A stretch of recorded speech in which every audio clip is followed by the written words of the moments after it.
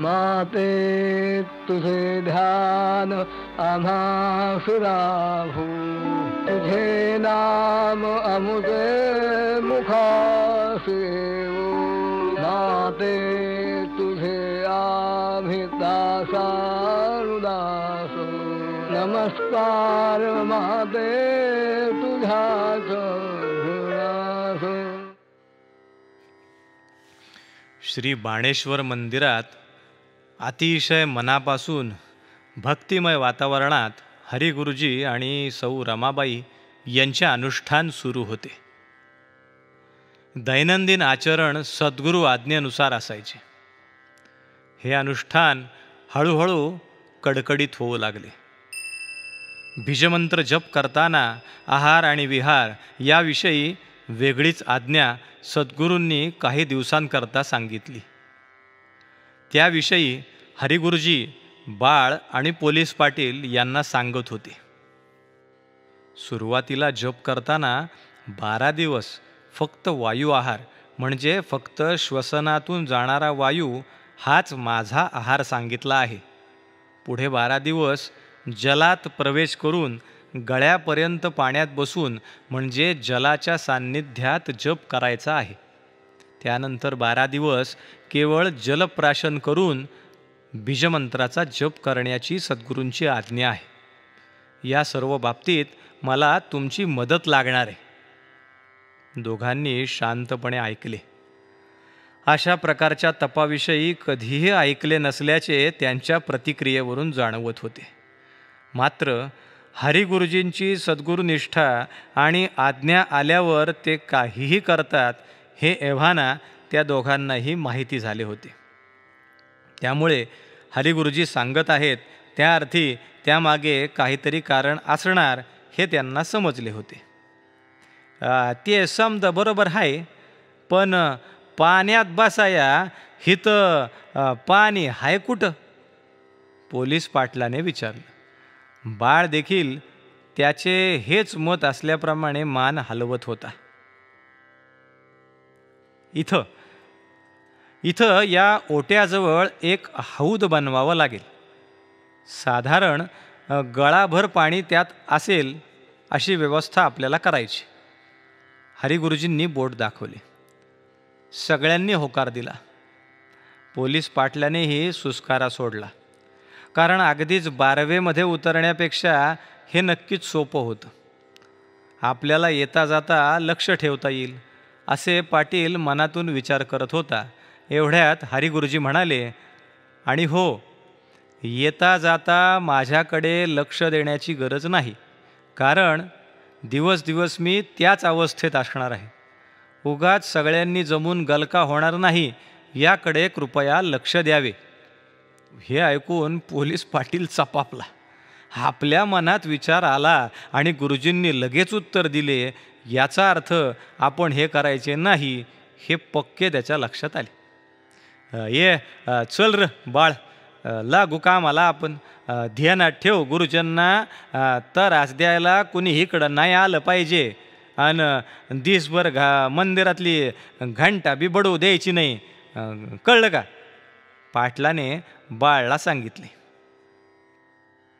त्या दोघांनी काय काय करायचे, हौद केवढा बांधायचा, तो कसा असायला हवा याच्या सूचना गुरुजींकडून समजावून घेतल्या. ही सर्व हौदाची तयारी सुरू असताना याविषयी आणखी सूचना द्यायला आणि काही कमी जास्त लागेल का ही चौकशी करायला स्वतः कृष्णानंद स्वामी येऊन गेले. हरिगुरुजींचे बीजमंत्राचे असे अनोखे पुरस्चरण सुरू झाले. या दरम्यान त्यांच्या प्रकृतीकडेही लक्ष देणे गरजेचे. त्यामुळे त्यांची सगळी व्यवस्था पाहणे आणि सगळ्या गोष्टींची तयारी वेळच्या वेळी ठेवणे हे सर्व रमाबाई मन लावून करत होत्या. अशा या आगळ्या वेगळ्या पुरस्चरणाची बातमी गावभर पसरली.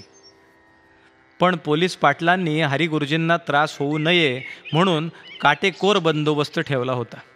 त्यामुळे लोक लांबूनच पाहत होते आणि तेथूनच नमस्कार करून माघारी परतत होते.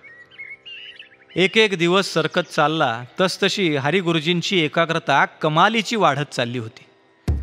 सुरुवातीला किंचितशा आवाजाने विचलित होणारे मन आता इतके एकाग्र होत चालले होते की आजूबाजूला काय गोंधळ चालू आहे याचे त्यांना भानही नव्हते. एकांत साधनेची ही जणू पराकाष्ठा होती. एकांत हा केवळ माणसांचा संग सोडला म्हणजेच मिळतो, अन्यथा मिळत नाही, या विचारांचे खंडन करणारे जणू हे एक प्रात्यक्षिक होते.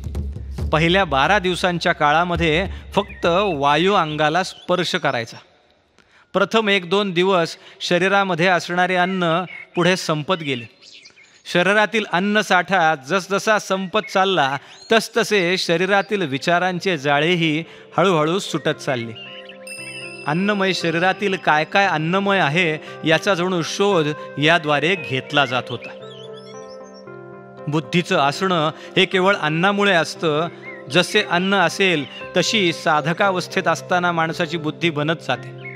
देहातील अन्नाचा साठा जसजसा संपत चालला तसतसे देहाला एक प्रकारचे हलकेपण येत होते, पण त्याचसोबत बुद्धीतील मांद्यपण दूर सरत होते.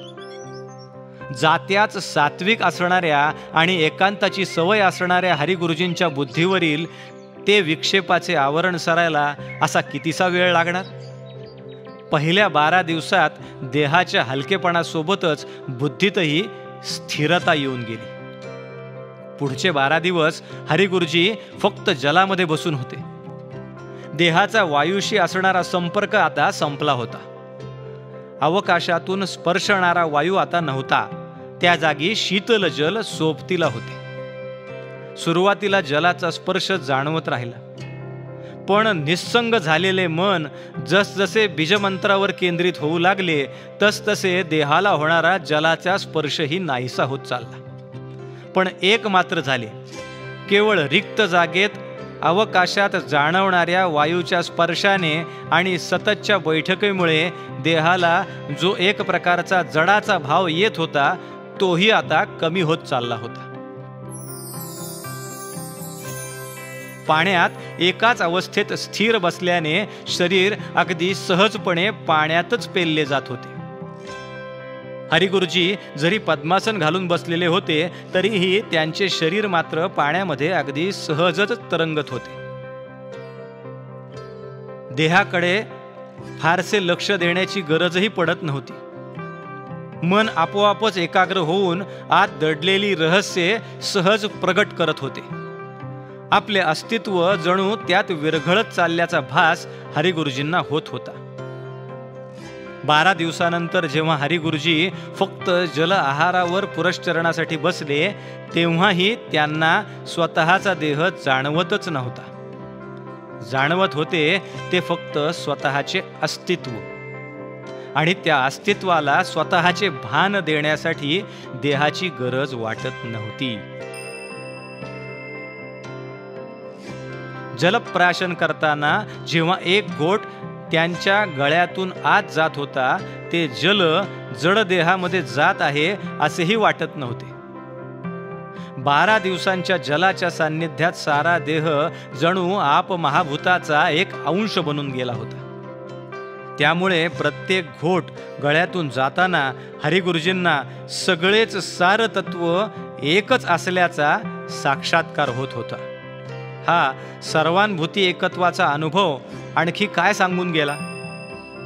हरिगुरुजींच्या अनुष्ठानाची पुढे समाप्ती कशी झाली हे सर्व पाहूयात पुढील कथाभागात. ओम नमो नारायणाय जय जगदंब हंसतीर्थ स्वामी. ओम नमो नारायणाय जय जगदंब हंसतीर्थ स्वामी.